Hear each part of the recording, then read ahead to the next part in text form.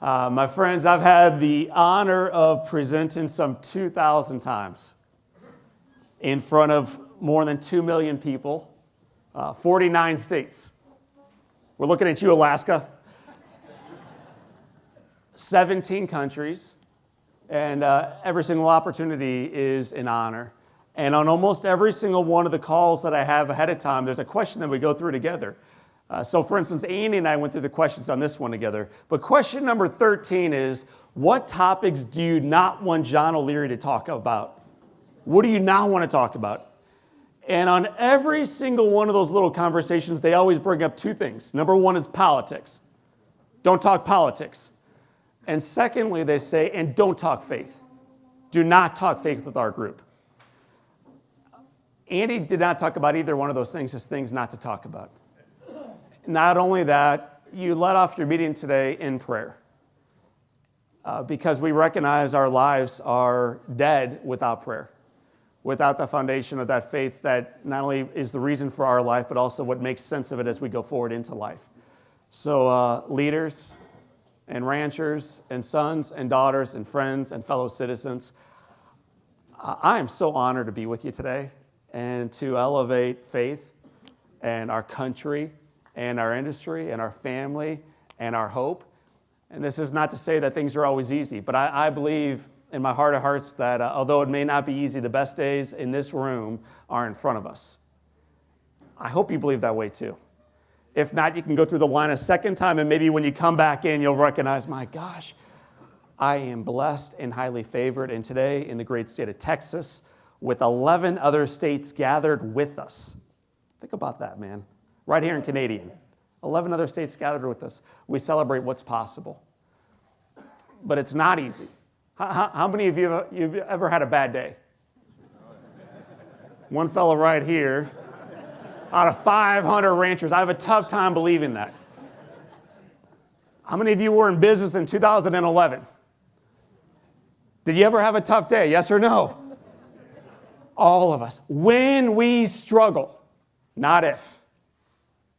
When we struggle in marriage or lack thereof, when we struggle on the ranch, when we struggle in our families, when we struggle in our health or our finances, not if. The storm's coming.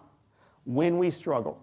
And when we choose to be a victim to it, what is the victim's favorite question to ask? We're going. Ladies and gentlemen, sons and daughters, I want to give you all 3 questions today to stop asking. In Canadian Texas, with a ½ inch of water laid down by God last night, why me is a question we will not ask today. Things aren't perfect, but the foundation is firm, and the future is bright. Why me? Okay, so it's a question we won't ask, because if we do, we cross our arms to possibility and ownership, and then we look down and say, well, who cares? Things have changed around me. Who cares? Who cares? And when we ask that question, we soak through our days, looking down all the way through, and ultimately ask the third and the final question, which is, what more can I do?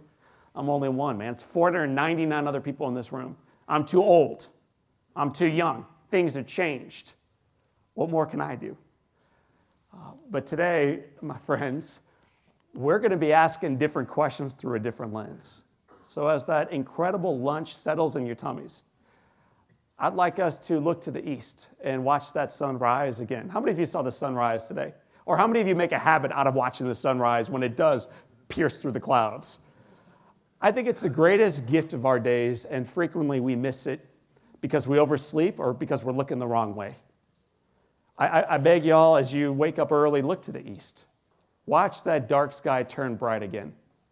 And as that little flame comes across the sky, in awe, citizens, yell out the question, why me? Eyes to see and ears to hear and hearts that beat free in this country. Man, why me? Why me? I'm lucky. I'm blessed. I recognize that. I get out of bed. I dance to the shower in Canadian Texas, grab that little nozzle, turn that baby upright, and every morning something remarkable happens. What happens?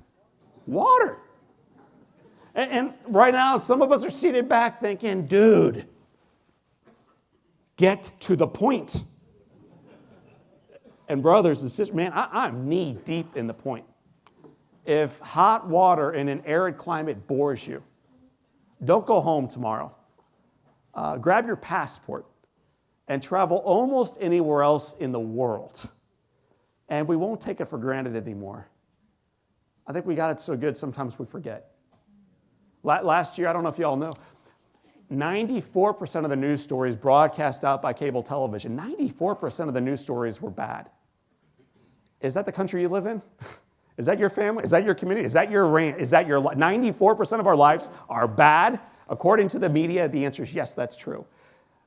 Let's see life through the lens of truth. It's not perfect, but it's good. Let's go. So we ask the question, why me? We roll up our sleeves a little bit farther. We take that hot shower and we say, thank you, God, for it. And then we uncross our arms. We get after it every day. We work hard. We play hard. And we say, who cares? Things are changing, but we embrace that change. We embrace it. Who cares? This is a question around mission and meaning. Why we do the work we do in the first place. The generational impact of it. Feeding the world. Which allows us to finish strong by asking the third and the final question. Anybody want to guess what the third question is? It's on the screen. Like 48 font. Big old letters. What more can I do? Do you see a similarity in those two sets of questions? You don't. Okay, so these were the first three. Here come the second three.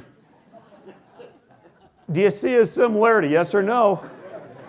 Man, it turns out that the manner in which you choose to see things, all things, will influence what you see and how you feel about it, what you think, what you believe, the words you speak, the actions you take, and the results you get on the ranch and in life. Today, we choose in Canadian Texas to see life and see work and see opportunities through the lens of truth, which is not always easy, but it's good. It is good. The foundation remains firm. So, my friends, today, we're going to go through these questions, starting with question number one. Anybody want to guess what question number one might be? Why me, man? Iced teas in my belly, water and coffee and food, dessert. Why me? Why me? Looking back at your own life, have you ever done anything that you now realize was a big mistake? Looking back at last night, have you ever done anything that you now realize was a big... all the time, man. All the time. All the time. When I was a little boy, I grew up way away in St. Louis, Missouri. My two sets of grandparents were both farmers, but I grew up in a more like urban setting. I saw kids in my neighborhood playing with fire and gasoline. What these kids would do is they would sprinkle gasoline on a sidewalk, they would strike a match, stand back 2 feet for safety. Okay. Very risk-averse in Missouri. Throw the match on top, and the liquid would dance to life. And when you are 9, and you are a male, this is awesome. You are watching liquid turn to fire. And these are guys you look up to, man. They're practically men. They're 11. Okay. You're every bit of 9. They got peach fuzz. You still don't. And you're thinking, if those big old guys can do that and get away with it, what's the next sentence? I can too. Which is powerful language when you're following the right voice, when you're in the right room, when you're looking up at the right guy or the right lady.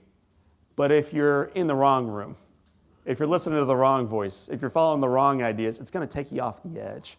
It's one of the cool reasons I think 500 plus of us gathered in Canadian Texas, competitors kind of, to talk about work and life and possibility when we come together, because together we're better. It allows us to see the fumes, to see what we may not see otherwise. That day, I'm following the wrong ideas off the ledge. I come into my mom and dad's garage, bend over a 5-gallon can of gasoline before the liquid comes out. What comes out first? Fumes. The invisible stuff. came out. I never saw this coming. How could you? Created a massive explosion, split that little can in two, and launched the kid 20 feet against the far side of the garage. When we were little, we were taught and trained what to do when we're on fire. What are we supposed to do? Stop, drop, and roll. What do you actually do, though, when you're on fire? Why are those different answers? You're scared. This is why it matters to you today. We train up here. It's very easy to come to conference and take notes. Researchers. But then you got to go out through that doorway. You got to walk through that garage. You got to hop back into your truck. You got to drive home. And you got to take what you heard into a place where you can live it.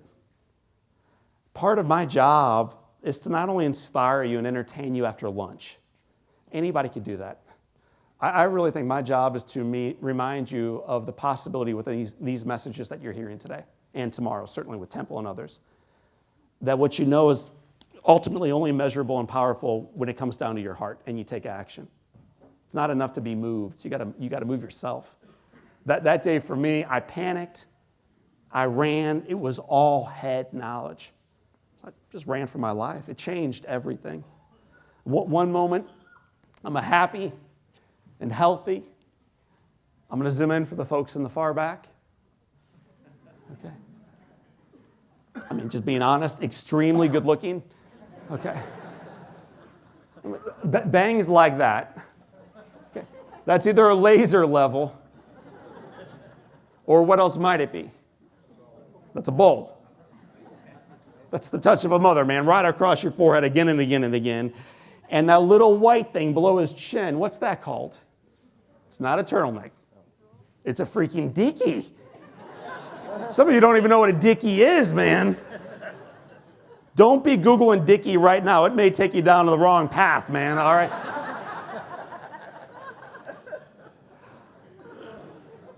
I was pulling up today, and I was looking at these two fine animals outside, and my driver, Craig, said, yeah, those are two bulls. And so I said back to him as a city boy, how do you know? And he looked at me and gave me one of those looks like, really? You really need to ask me that right now, huh, buddy? So now I know how you can tell them apart. So I need you all to know that, man. I'm a part of the family finally. But my life was good. Has your life ever been so good that you missed it? Like the lunch was served hot. And the tea was served cold. And the weather was perfect. You got a half inch of rain last night. Life was good. And then we get busy and we miss it. My life was so good I missed it. I got 2 parents. I don't know about you. I got 4 grandparents who are all still alive at that age. 2 of them are farmers. We used to go out to my grandfather's house, his farm, kind of western St. Louis. We would sit around Indian style eating watermelon and fried chicken, and he would talk about what it was like being in the Navy during World War II.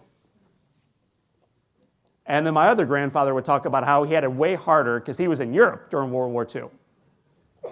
And we would sit there as little kids looking up at our heroes. But I think our life was so good, we might have missed it. And what I would encourage 11 plus states to remember in this room is how good things are. They're not perfect. It never will be this side of eternity. But man, we got something good here. Let's celebrate this day and make it better for tomorrow. My day was so good, I think I missed it as a child, and then it changed on me. The next picture will be really hard to look at. So I know some of you have little ones in the room. Some of you have squeamish stomachs. You may want to shut your eyes just for a moment. But I found myself on my back with burns on 100% of my body. It is a death sentence, that's for sure. I remember laying there as a little one, looking up at the bright light. And as a child, the only thought I had that morning was, oh my gosh. My dad is what? One more time, class. Your daddy's going to kill you, boy. How many of you had a disciplinarian growing up? And the other 481, you did it all by yourselves. 19 of you had a disciplinarian. The other 481, man, I did this. Welcome to Texas, brother. Out of the way, man. Watch out. I'll do it. What a bunch of bull. It is. It is a bunch of bull. You can't do much by yourself, it turns out. But together, watch out. It's on.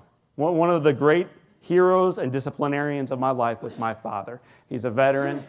He's a business owner. He's awesome. But I just blew up his house. What I knew to be true, my father would be furious. I hear his voice down the hall. He's yelling at some poor nurse, "Where is my boy, John?" And I'm back there thinking, oh my gosh, the old man has come to finish me off. Like, this thing is over. And this nurse does me no favor. She brings him back into the room. Should have called security. The old guy pulls back the curtain, and then he walks in. He was old. He was 41. Okay. Is 41 old today, yes or no? When you were 9, was it old? What changed? What changed? Perspective, wisdom, experience, years, you. Don't give that away to your neighbor or some politician or some media. Own it, man. Choose it for yourself. Own your perspective. My dad came in old, I knew. He came in mad for sure. He walks over to me. He points down and very firmly says, "John, look at me when I'm talking to you." So I look up at my father, and then he says, "I have never been so proud of anybody in my entire life." And my little buddy today, this morning, man, I am proud to be your dad. And then my father says, "I love you. I love you. I love you." And as a child, I just crossed my arms tight and snug, looked down like this, and remember thinking, oh my gosh, nobody told my dad what happened.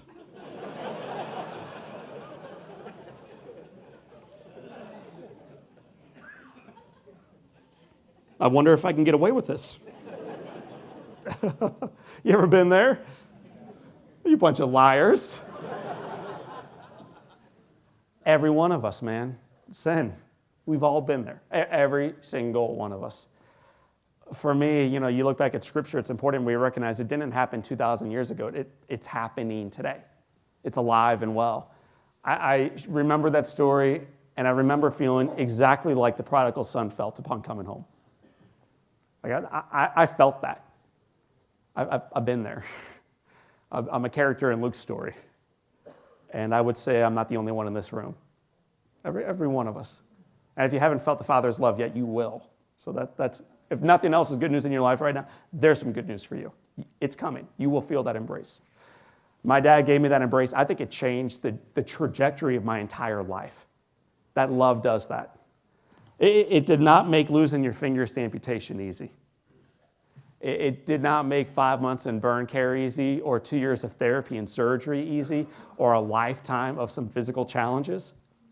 That's not easy. But I think it made the journey forward possible. Love does this. Community does this. Faith does this. Every morning of our lives, whether we live in Texas or Oklahoma or New Mexico or Missouri or anywhere else that y'all came from, we all look to the east. And we watch that sunrise, and we all ask the same question. But today, we get to decide the mindset with which we ask it. Are we victims to it?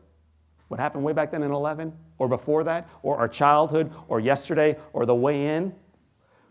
Or are we victors? It's our choice, and it matters. The choice we make here, it matters. So today, with that little noise in the background, I love it. We are going to be asking this question not as victims to the day, but as victors. Men and women who have overcome, who have been saved, who are better, and the foundation is firm. So we ask the question collectively, man, why me? And then with that lunch still in front of us, we begin answering it. I am grateful for. Every morning of our lives, on our knees, why me? I am grateful for. So I'm going to be quiet in a moment and let you all ask this question, answer it with that, and then at the very end of it, put one more name onto it. The name of one person. Maybe she's in this room. Maybe he's next to you. Maybe he raised you. Maybe they're in heaven. Maybe it's a child. Maybe that's why you do what you do in the first place. Your kids, man. One person who inspired you to become the best version of yourself. You'll need an answer because in a couple moments you'll be sharing, and before y'all share at your tables, I'll go first. So when I say why me and make a list of things I'm grateful for and come up with one name, I also come up with the name of a woman I saw last night. Her name is Mom. My mother and father are still married. It's been 51 years for them. Life is not easy for them, but they remain living examples of possibility to us. Dad has had Parkinson's disease now for 27 years. He's nonverbal. He can't talk, but he radiates joy. I bet we all know folks like this. He just radiates joy. And my mother is right there with him, guiding him forward. When I came home from the hospital after a 5-month street fight, I looked a little bit like this kid. And I sat at our kitchen table, and I had no fingers, and there was an IV with morphine on me. My mother answers the door 3 days later. So she goes out to the door, she brings someone into her house, and right away, I recognize the woman's voice. It's Mrs. Bartello. Okay? Mrs. Bartello is our piano teacher. I hated piano, which means I hated Mrs. Bartello. I want to play baseball as a kid, man. All I want to do is play sports in the backyard, Mama. Why is she here? That's what I'm thinking. Why is this woman here? Because I know, leaders, go ahead and take a good look, man. I'm never playing the piano again. I know that to be true. My mother comes into the kitchen. I look up and I say, Mama, why is she here? And I want you ladies, and I want you brothers, to remember how my mama responds. You may need this answer today. You'll probably need it tomorrow for sure. Mama, why is she here?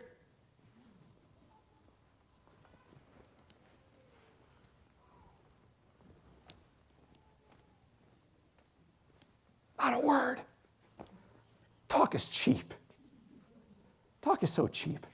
When what is ultimately required in our families, in our faith journey, in our community, in this room, is humble action. Just action, movement. Momentum is a hard thing to stop. My mother unhooks my brakes on the wheelchair. She rolls me away from that pity party. I look up and I say, Mama, where are you taking me? And here's what she says back. Not a word. Just rolls me. All the way into the living room. We end up in front of a piano. There's a lady named Mrs. Bartello, and I'm taking piano class. I hate my mama. Like, big time. And I think the only time I hated her more was the following Tuesday, when that doorbell rang, and the following, for 5. What's the next word? Years of Tuesdays with Mrs. Bartello. If you ever see my house, you'll find a guy who's happily married, owns a piano, and has 4 little kids who hate their dad. There's a lot of reasons for that one. But one of them is that on Tuesdays at about 3:30, the doorbell rings, and those kids line up. My friends, I'm going to put this question on the screen again, up there, way up high, that one person who inspires you. And while you reflect or meditate or pray over that one, what I'd like to do is walk way over here and play a little song on the piano. This was the very first song that my mother taught me. When she first started teaching me, my left arm was up in an airplane splint, like that. And my right hand was in a boxing glove, essentially. So the song you're going to hear today sounded like this.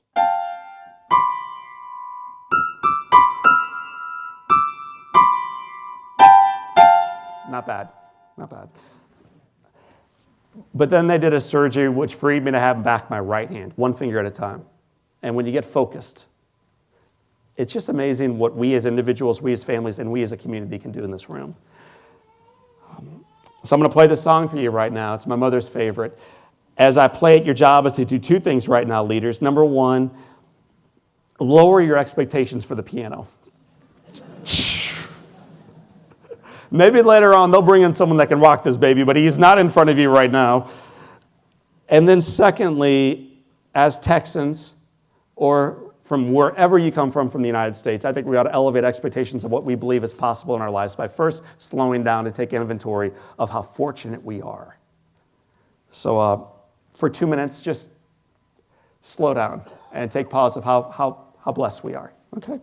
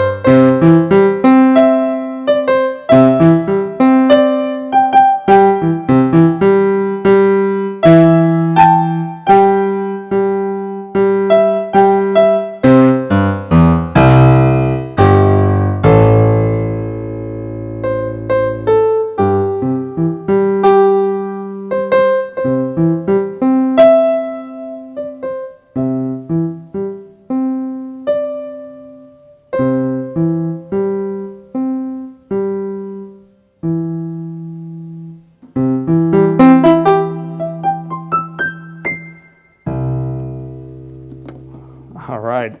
So that's a song some of you may be familiar with.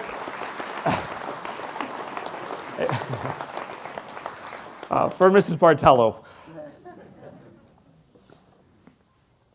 She never would have imagined in her wildest years that little burnt up, broken down, wheelchair-bound, fingerless boy would have played a piano in front of 500 folks, servants, leaders, parents, sons and daughters, ranchers in Canadian Texas. What she was helping me do, and I think what we help those who follow behind us do, is to see right around the corner, to see what's possible in their own lives. What she was really saying to me, and I think what we get to say to the reflection in the mirror and to those that we serve and those that we lead is this, way more important than piano. Here's what she was saying to me.